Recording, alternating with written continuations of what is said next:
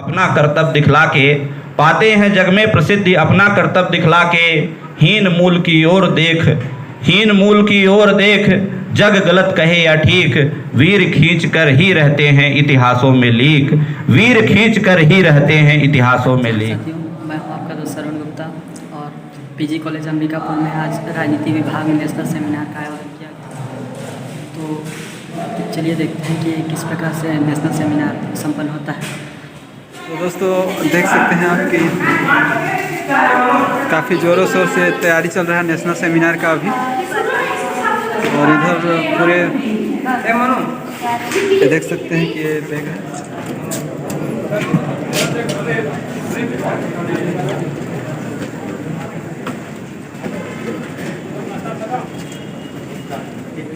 राजीव गांधी शासकीय स्नातकोत्तर महाविद्यालय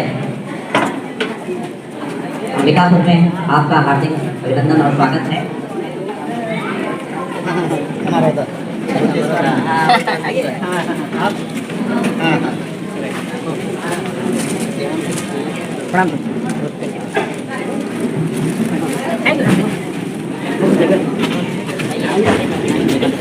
संगोष्ठी में उपस्थित हुए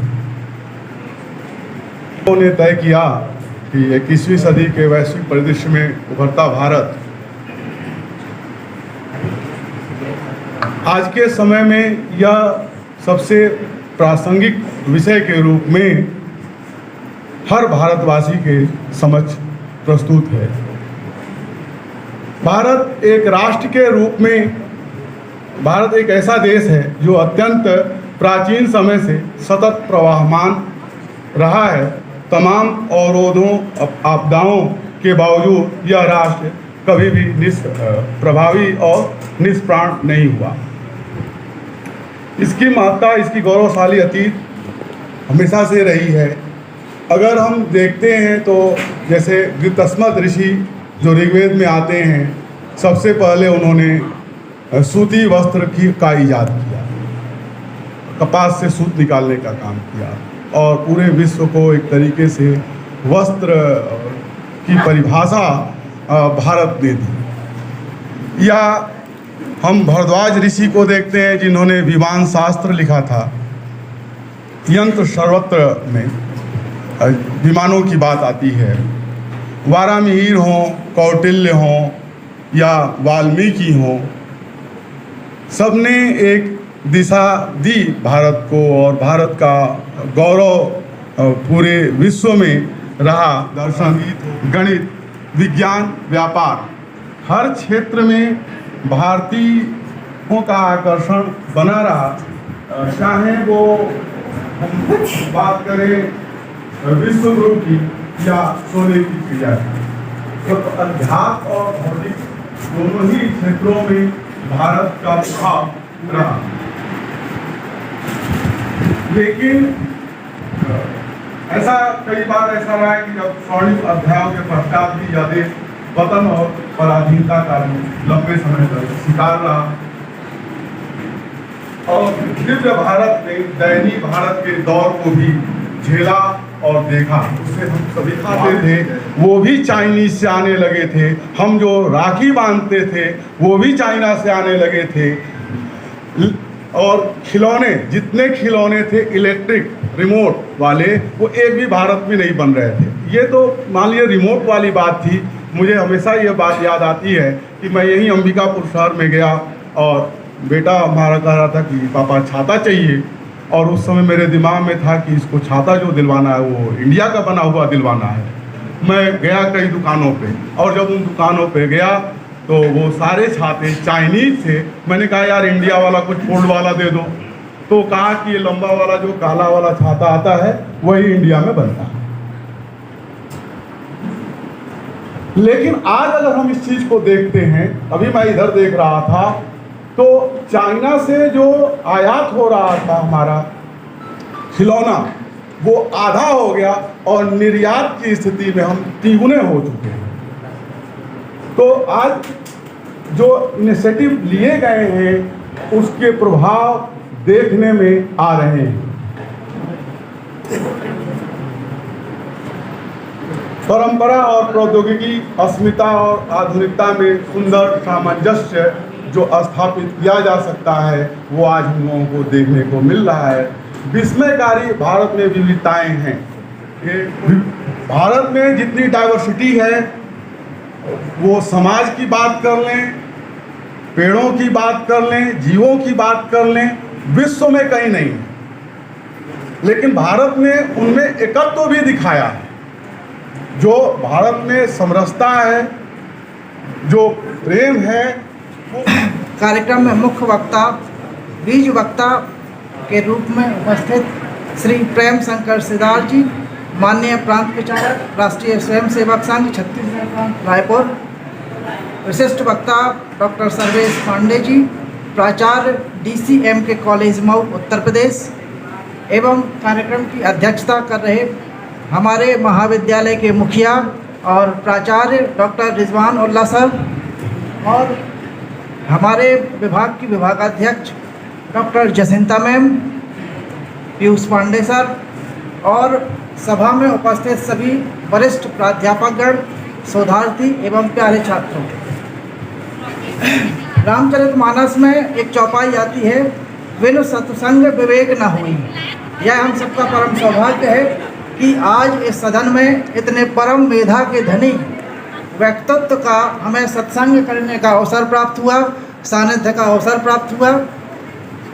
माननीय प्रेम शंकर जी भाई साहब ने यह बताया कि भारत परम वैभव को किस तरीके से प्राप्त कर सकता है, लेकिन उसमें उन्होंने कुछ चिंताएं भी व्यक्त की हैं।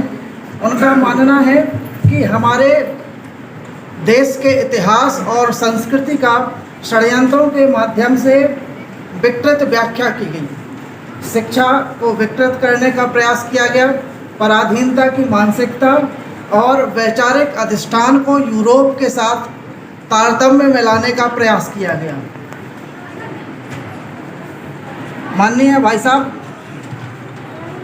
भैया का मानना है कि हमें भारत को भारतीयता पर आधारित विकास को स्थापित करने की आवश्यकता है, ताकि हम भारत को पुनः विश्व गुरु बनाने की ओर अग्रसर हो सकें।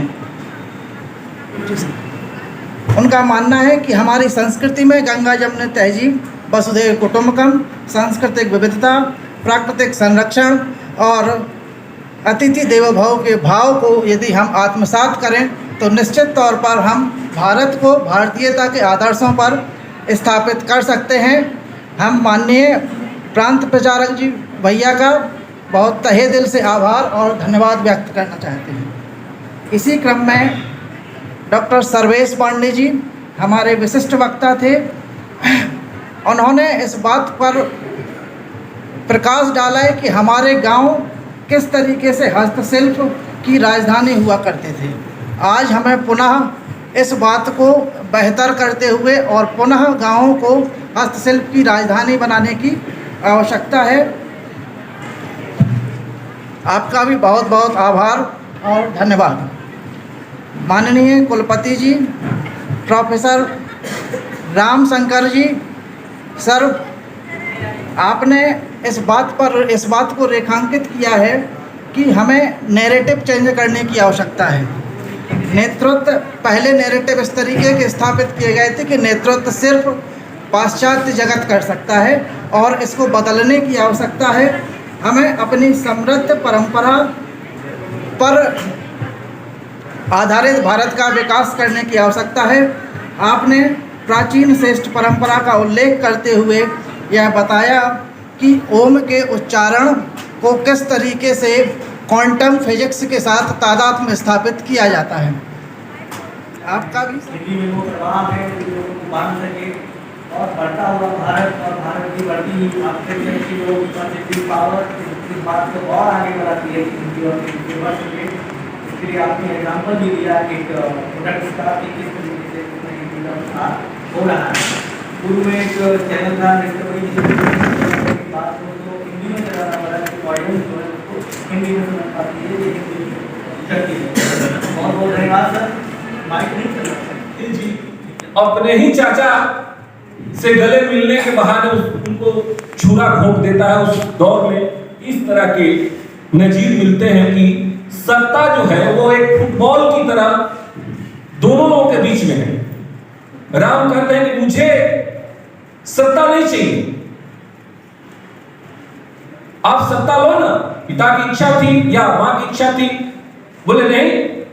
भरत कहते हैं कि मैं नहीं चाहता बड़ा बनूं, रहने दो छोटा ही मुझको, शासन को अनुशासन मत दो, करने दो सेवा ही मुझको, स्वामी बनना उसको अच्छा जो स्वामी पद को समुचित है, छोटे को स्वामी बनना अनुचित ही नहीं कलंकित है।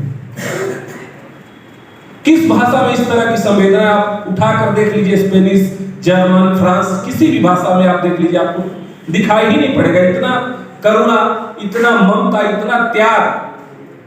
राम कहते हैं कि मैं कभी न दूंगा आज्ञा या तुम पाप अनीति अधर्म करो, उपदेश यही होगा मेरा, सत्कर्म करो सुकर्म करो, पितु माता का आज्ञा पालन बेटा का धर्म कहलाता है, यदि वह आज्ञा त्यागी जाए तो भी अधर्म कहलाता है। जब बात धर्म धर्म की हो तो कर्मशील क्या कर्म करे, हे भाई भरत तुम आज्ञा तो यह भाई राम धर्म करे। तो एक व्यवस्था खड़ाओं का वस्तुस्थिति देते, ये कल्चर है, रिश्तों का एक विज्ञान, परिवार का एक मूल्य जिस तरह से हमारी हिंदी भाषा में है, शायद मुझे लगता है विश्व के किसी अन्य भाषा में नहीं। तो ये जो दूसरे प्रकार के जो देश जिसका मैंने मेंशन किया है, जिक्र किया, वैसे ही देश है जो यहाँ के कल्चर से पूरी तरह से प्रभावित हैं। तीसरे वे देश है जहां पर हिंदी, और कम से कम मैं बताऊं, हिंदी विश्व के लगभग 150 से ज्यादा विश्वविद्यालयों में आज अध्ययन और अध्यापन के माध्यम बना से। पहली गिरमिटिया को पढ़िए कि गिरमिटिया मजदूर के रूप में गए, तो हम जानते हैं कि जब भी कोई व्यक्ति जाता है तो अपनी भाषा के साथ जाता है, अपनी संस्कृति के साथ जाता है। तो वो हम हनुमान चालीसा, गीता, रामचरितमानस के बुक लेकर गए, और जब वो खेतों से काम करके शाम में लौटते थे अंग्रेज के बगानों से, तो खूब बैठ कर, जैसे आज भी, मैं तो गांव का हूं और आज भी देखते हैं कई सोमवार या मंगलवार को लोग बैठ जाते हैं, ढोल ले लेते हैं, झांझ और ये तबला, और खूब जो लोक का गीत है उसको खूब लोग गाते हैं। तो ये लोग इन देशों में इस तरह अपनी भाषा और अपनी संस्कृति को बचाए रखे।